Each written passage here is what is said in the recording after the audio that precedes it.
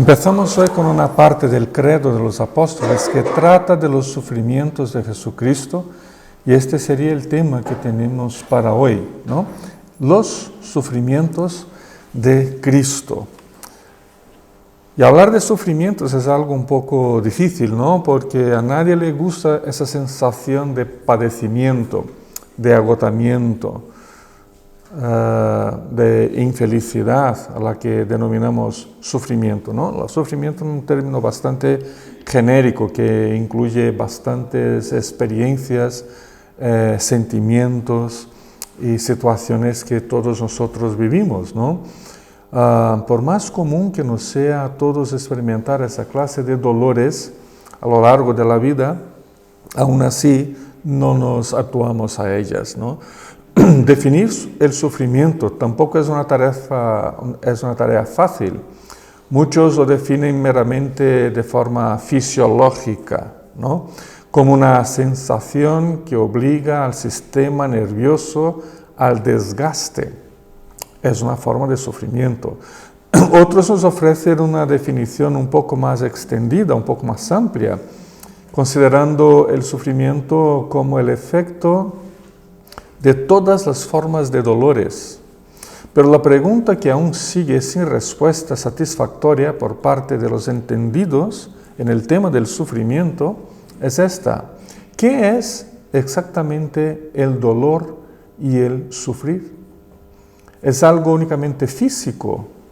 ¿Se trata de una sensación, únicamente una sensación, una emoción? Ahí está la gran discusión y dificultad para los que intentan definir el sufrimiento. Lo cierto de todo eso es que a nadie le gusta sufrir y eso es una verdad universal, ¿no? Eso es universal. Sobre todo en nuestra época, cuando se considera que absolutamente nada de lo que pueda causarnos cualquier restricción física o económica o de placer o de consumo inmediato tiene cabida en nuestras vidas, ¿no? O sea, vivimos una época en que nadie está dispuesto a ninguna clase de sacrificio, a ninguna clase de sufrimiento. La realidad del sufrimiento humano, por otro lado, es una realidad inevitable. No tenemos cómo impedirnos a nosotros mismos de sufrir.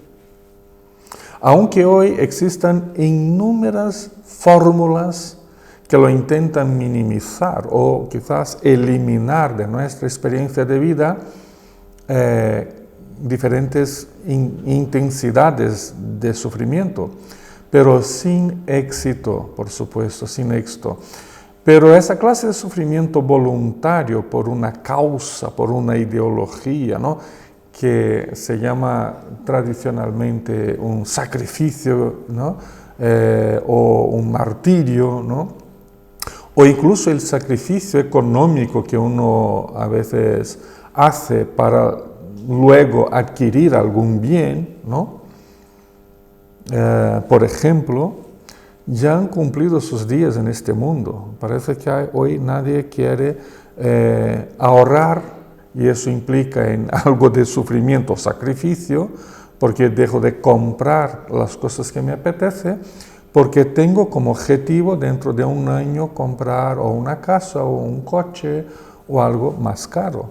Pero es que hoy vivimos más allá del concepto de sacrificio, de sufrimiento. Incluso el ahorro deja de ser algo que atrae a la gente, ¿no? Hoy solo se tolera esa clase de sufrimiento que nos permita tener una figura supuestamente más bonita, ¿no? Dietas dañinas, como muchas que sabemos que lo son, pero nos prometen una figura más bonita, pues nos sacrificamos. Deportes que son depredadores, ¿no? También nos sacrificamos porque queremos estar más cachas, más guapos, más eso, más lo otro. Cirugías estéticas totalmente innecesarias, pues nos sacrificamos para tener una nariz más bonita, no sé qué más bonito y por ahí vamos, ¿no? Pero llegamos a esta parte del credo de los apóstoles que nos introduce a los sufrimientos de Jesucristo. Y con este trasfondo actual no es nada fácil para nuestra generación comprender y asumir esta doctrina de la fe cristiana. Aún así, el credo no nos exime de expresar nuestra fe en los sufrimientos de Cristo. Dice el credo: creo en Jesucristo, su Hijo unigénito, Señor nuestro, que fue concebido por el Espíritu Santo, nació de la Virgen María, y ahora viene lo que nos interesa hoy, padeció bajo Poncio Pilato, fue crucificado, muerto y sepultado, descendió a los infiernos. Pues esta afirmación del credo es una afirmación de fe acerca de los sufrimientos de Jesucristo. Aunque tenga una muy sólida fundamentación bíblica, no es una afirmación muy simpática a una gran mayoría de personas, incluso de cristianos, que prefieren borrar todo vestigio de sufrimiento de su propia vida y del mundo. Vivimos en un mundo que nos sufre, ¿no? Claro, también hay los que prefieren minimizar el sufrimiento de Cristo a mínimos ineficaces para la salvación, reduciéndolo a una clase de sufrimiento que ya no necesite sufrir ninguna clase de dolor físico o dolor económico. Cristo ha sufrido en mi lugar, no tengo que sufrir nada más. No tengo que enfermarme, no tengo que pasar ninguna dificultad financiera, no puedo estar en el paro, no puedo envejecer, no puedo ponerme más feo y tener limitaciones físicas por la edad. No puedo nada de eso porque Cristo ya ha sufrido en mi lugar. Eso es una manera de minimizar, de reducir, ¿no? De cortar fuera el concepto central del Nuevo Testamento acerca del sufrimiento de Cristo y tornar ese sufrimiento de Cristo quizás muy importante para una vida tal como me gustaría tener, pero totalmente ineficaz para la salvación. Pues, ¿cómo comprendemos al sufrimiento de Jesucristo? Empezamos con las causas del sufrimiento de Cristo. Hablar de lo que produjo los sufrimientos de Cristo es muy importante para que lo podamos comprender correctamente. ¿Qué es lo que causó a Cristo tanto dolor y tanto sufrimiento? Bueno, en primer lugar, el pecado humano, ¿no? El pecado humano le causó sus sufrimientos porque sufrió, ha dado su vida por nuestros pecados. Eso por supuesto que es, digamos, la causa número uno, la más importante de los sufrimientos de Cristo, ¿no? El pecado humano, tanto el pecado de nuestros primeros padres, Adán y Eva, como los pecados de toda la humanidad en la que nosotros estamos ahí metidos, somos parte de esa humanidad y también mi pecado, tu pecado, nuestros pecados han causado dolor a Cristo. Todos los seres humanos estamos bajo ese pecado. Romanos 3, 23 nos dice claramente que todos han pecado y estamos privados de la gloria de Dios, ¿no? Además, nuestro pecado trajo incluso a la naturaleza creada por Dios una especie de maldición, de juicio. La naturaleza está bajo una maldición y un juicio. Y mira que paseamos por el campo y vamos a los ríos, a los embalses, a las montañas, a la playa y nos quedamos extasiados con lo bonito que es la creación de Dios. Imaginaos si no estuviera bajo maldición y juicio. Romanos capítulo 8, 19 y 20 dice que la creación aguarda con ansiedad la revelación de los hijos de Dios porque fue sometida a la frustración.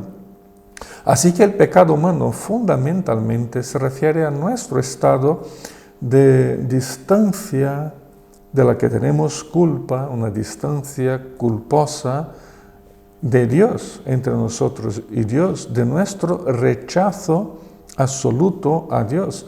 Ahora tenemos que arcar con las consecuencias de esta elección que hicimos en Adán y Eva. Estamos irremediablemente apartados de Dios, muertos espiritual y eternamente. Nos tornamos esclavos de esta distancia de Dios y toda nuestra vida se conforma a ello, ¿no? Ciertamente os aseguro, dice Jesús, está en Juan capítulo 8, 34, ciertamente os aseguro que todo el que peca es esclavo del pecado, dijo Cristo, ¿no? Pero eso sí, esta imposibilidad nuestra para una autosalvación pone en evidencia la posibilidad divina de salvación. Si yo soy ineficaz para salvarme a mí mismo, si mi salvación por mis propios méritos y obras es imposible, esa imposibilidad pone de relieve, pone en evidencia que en Dios hay posibilidad, no en mí. Lo imposible para el ser humano se torna perfecta y plenamente posible para Dios, ¿no? Es por darse cuenta de su propia imposibilidad humana que muchos se vuelven a Dios, al Dios Todopoderoso, al Dios que puede salvar, ¿no? Eso significa que Cristo asumió en su propio ser los sufrimientos y la condenación eternas de nuestro pecado. Pero claro, hay una segunda causa para los sufrimientos de Cristo. La primera fue el pecado humano. Pero en segundo lugar, los sufrimientos de Cristo se dieron por la justicia y el amor reconciliador de Dios. Dios no está obligado a salvar a nadie de ese estado en que nos metimos desde Adán y Eva, de alejarnos culposa y eternamente de Dios. Dios no está obligado a salvarnos. Sin embargo, lo hizo por su justicia y por su amor, conduciendo a su Hijo, a su propio Hijo, por el camino del sufrimiento, por el camino de la humillación, quien, habiendo nacido bajo la ley, asumió las consecuencias y las condenaciones eternas, pagándolas en nuestro lugar ante el tribunal divino.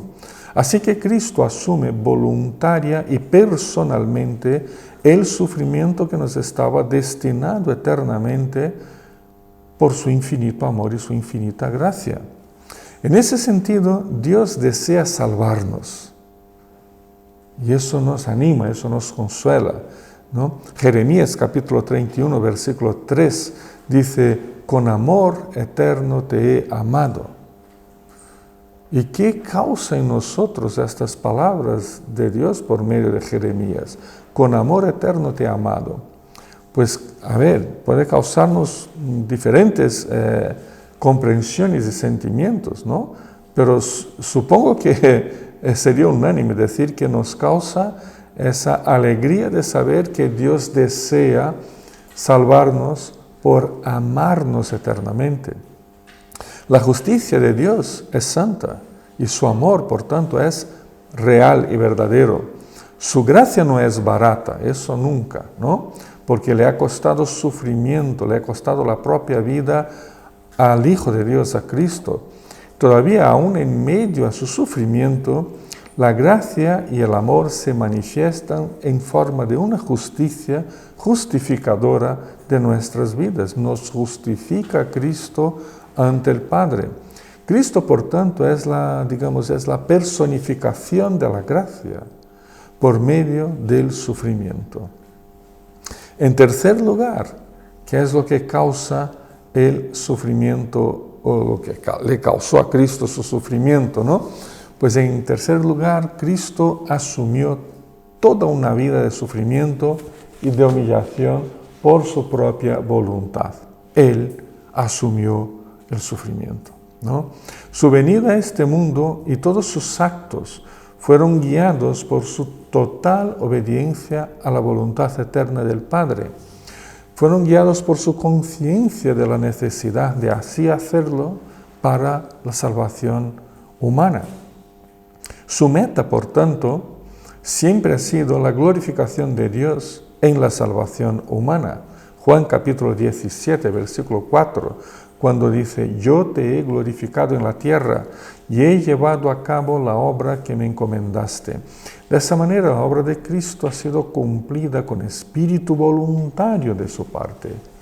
Él asumió personalmente el dolor de ser una persona humana y de pasar toda su vida bajo las condiciones impuestas por la ley de Dios, y de asumir nuestro lugar en el tribunal y decir al Señor: cúlpame a mí, envíame a mí a los tormentos eternos, y pasar por esos tormentos para justificarnos.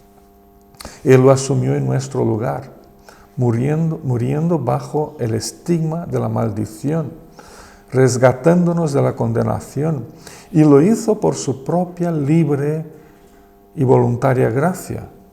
Gálatas 3:13, ¿os acordáis? Cristo nos rescató de la maldición de la ley, al hacerse maldición por nosotros, ¿no? No es simplemente que de forma virtual, como si fuera un holograma, se puso en la cruz, ¿no? No, Él estaba ahí de cuerpo y alma. Él se hizo maldición en nuestro lugar, ¿no? Entonces, en primer lugar, las causas del sufrimiento de Cristo podemos resumir como siendo: 1, pecado; 2, la justicia, el amor de Cristo, de Dios por nosotros; y 3, su disponibilidad, el asumir él mismo voluntariamente la maldición en nuestro lugar. Pero otro aspecto que creo que sería importante considerar sería la conciencia de Cristo acerca de su propio sufrimiento, ¿no? La conciencia que tenía Cristo de su propio sufrimiento. La verdad es que no podemos pensar que Cristo vino engañado, ¿no? Que vino pensando que sería, ¿no?, un paseo en el parque y luego una muerte, pero como Dios no iba a sentir ningún dolor de los clavos, de los espinos, de los azotes, y que la muerte sería algo así un poco virtual. No vino pensando que iba a morirse en el metaverso, para decirlo en términos de hoy. No, tenía una perfecta conciencia de lo que tenía que pasar, de lo que iba a sufrir. Todo el capítulo 53 del profeta Isaías, que es parte del cuarto cántico del siervo sufriente, ¿no? Isaías tiene 4 cánticos del siervo sufriente, el último es el capítulo 52 y 53, pues todo este capítulo 53 de Isaías nos muestra claramente que el sufrimiento vicario del Mesías ya era conocido, ya era esperado como camino único para nuestra justificación ante Dios. Por ejemplo, expresiones de Isaías 53 como no había en él belleza ni majestad alguna, despreciado y rechazado, traspasado por nuestras rebeliones, molido por nuestras iniquidades, cayó sobre él el castigo, el precio de nuestra paz. O sea, ¿qué hacen esas expresiones en Isaías 53? ¿No? Pues describen que Cristo, lo que Cristo iba a pasar, inspirado en la situación del exilio en Babilonia de los judíos, ¿no?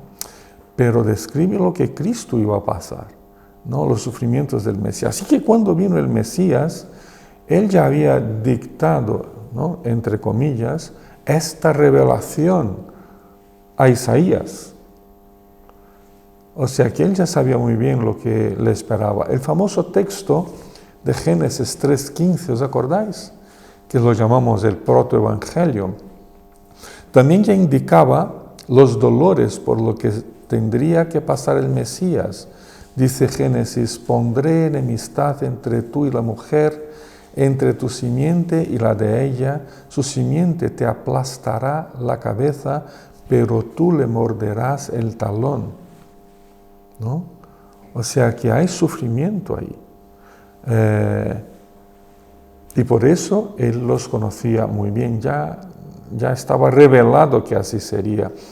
Cristo, por tanto, sabía que su vida de espontánea obediencia al Padre tenía la cruz como ruta obligatoria, no había cómo desviarse del camino de la cruz. Siempre supo que no había atajos y que la cruz era el símbolo de su misión redentora. Por supuesto que nada de eso significa que hubiese un placer, ¿no?, de su parte en su propia muerte, de ninguna manera, pero sí que había la certeza de ser el único y definitivo camino para la salvación de su pueblo. No es sin razón que tras la identificación de Pedro del mesianismo y de la divinidad de Jesucristo, afirma Mateo capítulo 16, 21, que desde entonces, ¿no?, desde que Pedro le dijo: Señor, sabemos que tú eres el Cristo, el Hijo del Dios viviente, dice ahora Mateo, que desde entonces comenzó Jesús a advertir a sus discípulos que tenía que ir a Jerusalén y sufrir muchas cosas a manos de los ancianos y de los jefes de los sacerdotes y de los maestros de la ley, y que era necesario que lo mataran, y que al tercer día era necesario que resucitaría, ¿no? Mateo 16, 21. Cristo tenía, por tanto, plena conciencia de su sufrimiento redentor y que no tenía cómo escaquearse de ese camino. Pero también quería comentaros un poco sobre la obediencia perfecta de Cristo en cuanto a sus sufrimientos. Casi siempre, al asumir un trabajo, una misión, uno no sabe su alcance, no sabe sus peligros y las implicaciones. Uno puede hacerse muchas ideas, ¿no?, de lo que esperar en determinadas situaciones, pero es imposible determinar qué viene, ¿no?, qué nos viene, el futuro.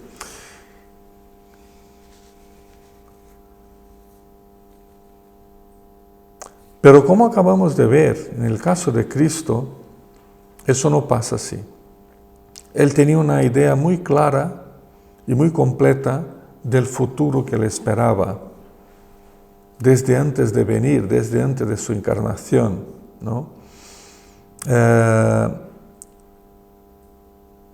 Él sabía muy bien de los sufrimientos bajo Pilato, como siguiendo la expresión del credo, ¿no?, su crucifixión, su muerte. Él sabía perfectamente lo que le tocaba vivir, lo que le tocaba hacer y sufrir.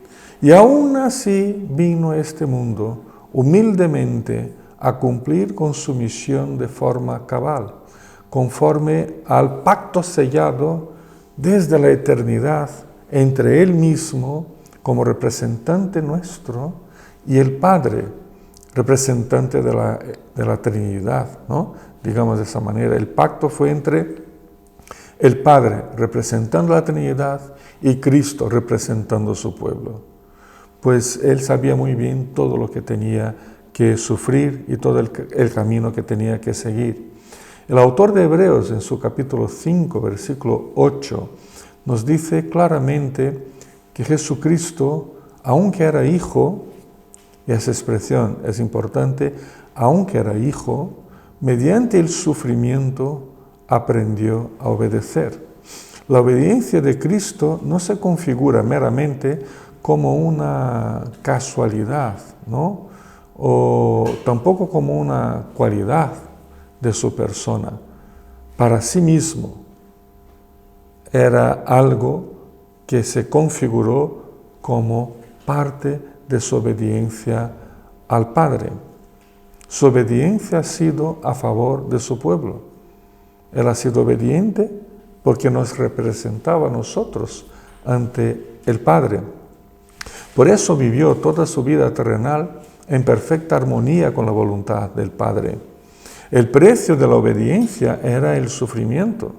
Por esa razón se encarnó, nació, se bautizó, se sometió a la ley divina quebrantada por la humanidad, a las leyes de su pueblo, ha sido ultrajado, torturado, contado entre transgresores, muerto, sepultado.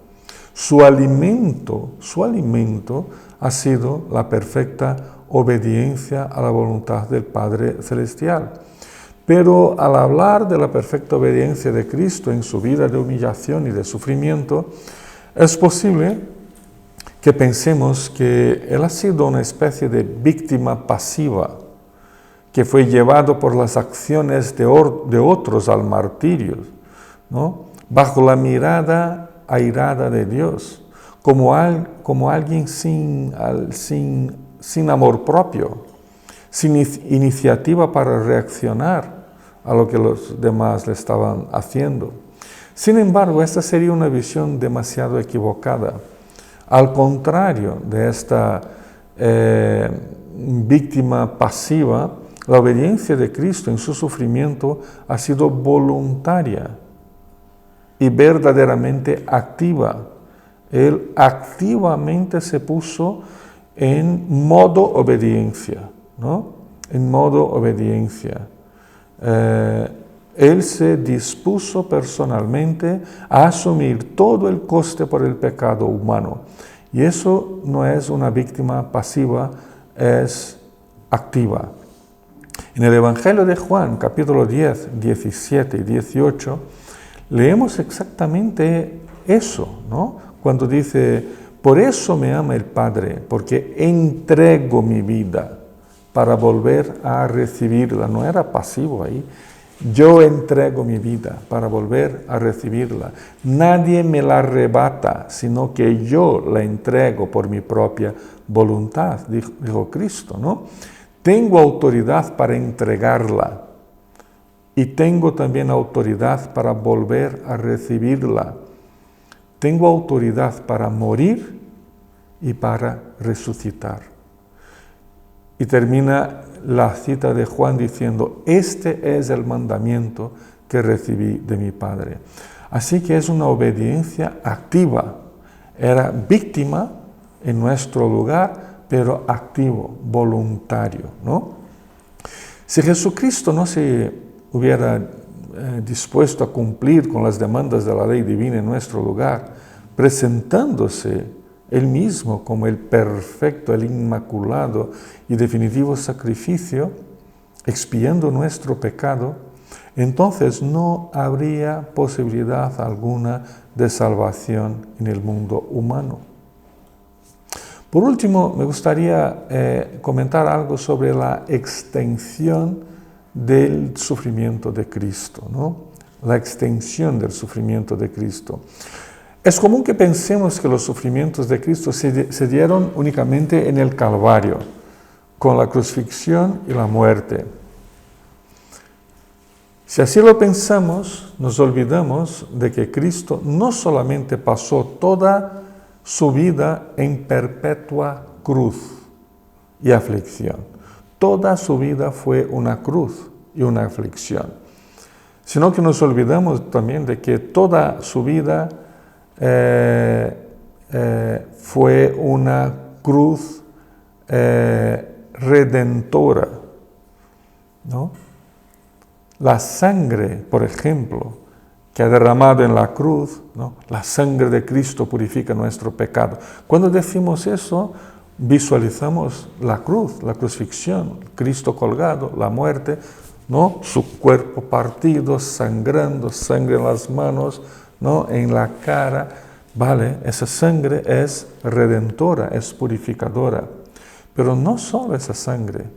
La gotita de sangre de la circuncisión fue también redentora, porque toda su vida fue consagrada al sufrimiento y a la redención.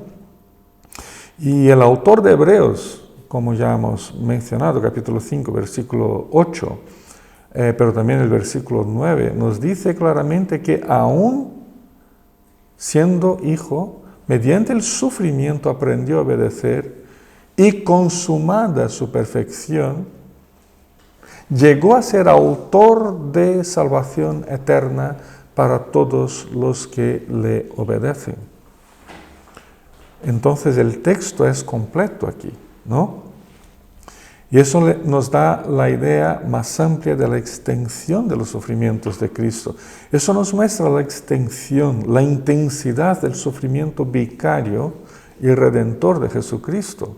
O sea, que no solo que durante toda su vida ha estado bajo una atmósfera pecaminosa y hostil, o que Satanás le hubiera tentado a dejar su misión redentora más de una vez, o aun que se haya enfrentado a la total incredulidad del pueblo, a las trampas de las autoridades, a traiciones, omisiones y abandono por parte de sus propios discípulos y amigos, sino que, además de todo eso, el simple acto de encarnarse y nacer como ser humano, siendo por naturaleza Dios, le significó el rebajarse voluntariamente. Y el manifestarse como ser humano le significó humillación a sí mismo. Filipenses capítulo 2, versículos 7 y 8, estas dos palabras, se rebajó y se humilló a sí mismo, son como los dos luceros del capítulo 2, 7 y 8. Su muerte en la cruz representa, por supuesto, el colmo de sus sufrimientos, pues lo han matado como un maldito condenado, sin derechos, siendo el único santo entre todos, ¿no? 2 Corintios capítulo 5, 21 dice, al que no cometió pecado alguno, por nosotros Dios lo trató como pecador, para que en él recibiéramos la justicia de Dios. Esa es la extensión de su sufrimiento. Ha dado su vida por los que aún no creían en él, ¿no? Ha dado su vida en sacrificio santo, vivo, eficaz, eterno y agradable a Dios. Sus sufrimientos fueron físicos, por supuesto, como también fueron espirituales o emocionales. Él vive y asume en su cuerpo y en su alma el peso de la condenación eterna de toda la humanidad. O sea, Él asume Él mismo la separación de Dios, que es la muerte, y vive personalmente la ira de Dios demandada sobre Él. Aún así, Jesús se abandona de cuerpo y alma a la voluntad divina que ha determinado su propia vida y su misión redentora.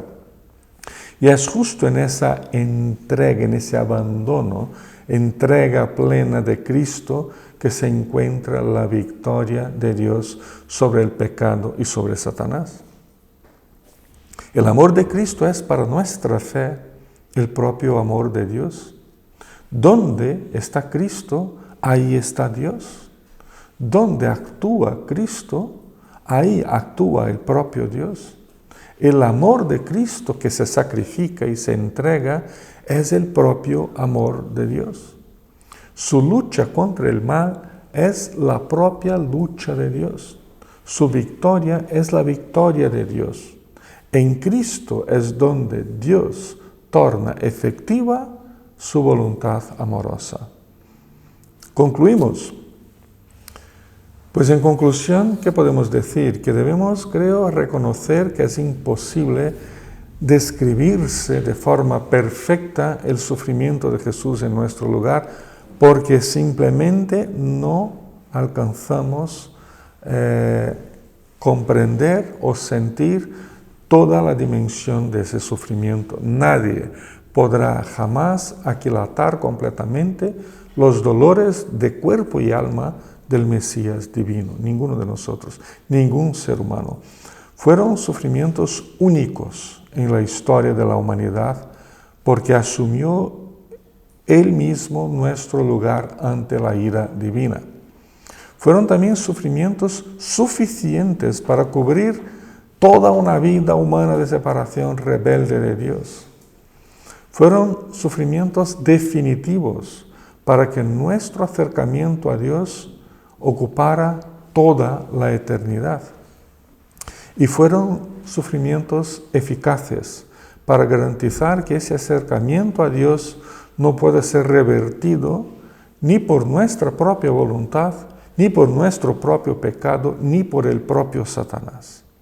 Así que hablamos de sufrimientos únicos, sufrimientos suficientes, sufrimientos definitivos, sufrimientos eficaces, sufrimientos que garantizan nuestra participación eterna en la vida de Dios. Pero es necesario que además de comprender estas dimensiones del sufrimiento redentor de Cristo, también podamos vivir la fe bajo su sufrimiento. Esto quiere decir que a lo largo de toda la vida podemos disfrutar de los beneficios presentes y futuros de la obra de Cristo. Pero también quiere decir que andamos cada día bajo la sombra de la cruz de Cristo. Somos llamados a una vida plena al lado de Dios, caminando a diario bajo el signo de la cruz, el signo del sufrimiento de Cristo. Sí, la vida cristiana sí es una vida de sufrimiento, pero de un sufrimiento inspirado en la cruz de Cristo. Si uno roba y va a la cárcel, eso no es sufrir por Cristo. Si nos enfermamos, sufrimos el hospital, pero eso no es sufrir por Cristo. Aunque el Señor pueda usar la enfermedad o la cárcel o cualquier otra situación para acercarnos más a Él, sí que puede. Pero cuando decimos el sufrir por Cristo, decimos que el sufrir por Cristo se da cuando tomamos decisiones a diario que reflejan la sabiduría y los principios de la palabra de Dios, y no los caminos naturales del mundo y del pecado.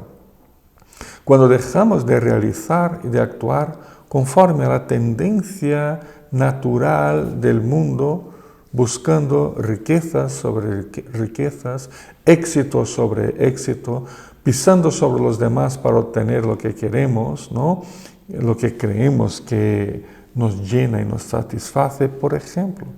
La vida cristiana, bajo la sombra de la cruz de Cristo, es una vida de entrega, es una vida de renuncia, es una vida de simplicidad, de humildad, de servicio, de negarse a uno mismo y de plena satisfacción con las pequeñas o pocas cosas que el Señor nos da. Que la cruz de Cristo nos guíe cada día. Amén.